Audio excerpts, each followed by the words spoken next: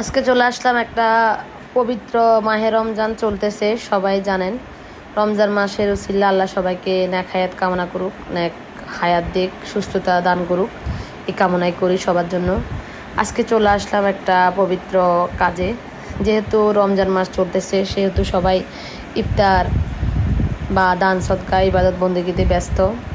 আজকে আমিও আমাদের পাশের মসজিদে ইফতার দেওয়ার পরিকল্পনা করতেছি বা প্রস্তুতি নিতেছি। এখানে বিরিয়ানির জন্য মরকগুলো কাটাকুটি করতেছে আমার ভাবি একজন, সে আমাকে একটু হেল্প করতেছে।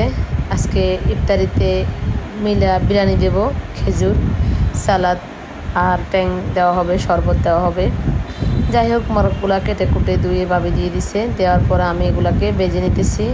অনেকগুলা মুরগি, চিকেন এগুলো আমি বাইজ দিচ্ছি তেলের ভিতরে আর নিতেছি। সাথে ভাবলাম যে না, আপনাদের সাথে একটু শেয়ার করে নিই, যেহেতু আপনারা এখন আমার সাপোর্টার বা আমার সঙ্গী জীবনের। আপনাদের সাথে একটু শেয়ার না করলে তো পারি না। এখন বাজার মোরগ তো একটু বেজে নিতে হয়।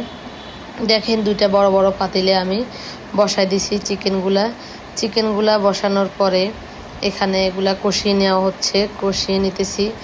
আর বড় বড় পাতিলে বসাই দিছি, যেহেতু অনেক বেশি মানুষের ইফতার দেওয়া হবে মসজিদে, তাই একটা পাতিলে তার কাভার হবে না, দুইটা পাতিল দিতেছি বা দিয়েছি।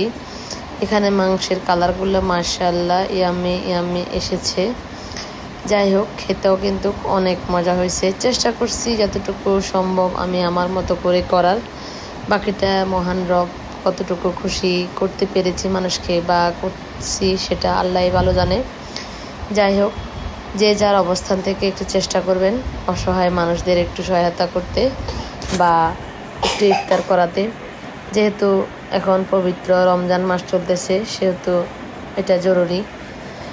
এখন আমি মাংসগুলা কষিয়ে নেওয়ার পরে চাল দিয়ে দিছি। চালগুলাকে ভালো করে ভেজে নিতে হবে। চাল যত ভাজি হবে তত মাংসের স্বাদটা বেড়ে যাবে বা বিরিয়ানির স্বাদটা বেড়ে যাবে। ভাজি থেকে হয় এটার আসল মূল রহস্য। অনেকগুলো চাউল দেওয়া হয়েছে, চাউল দিয়ে এখন আমি এগুলোকে নেড়ে ছেড়ে নিতেছি, গ্যাসে রান্না করতেছি।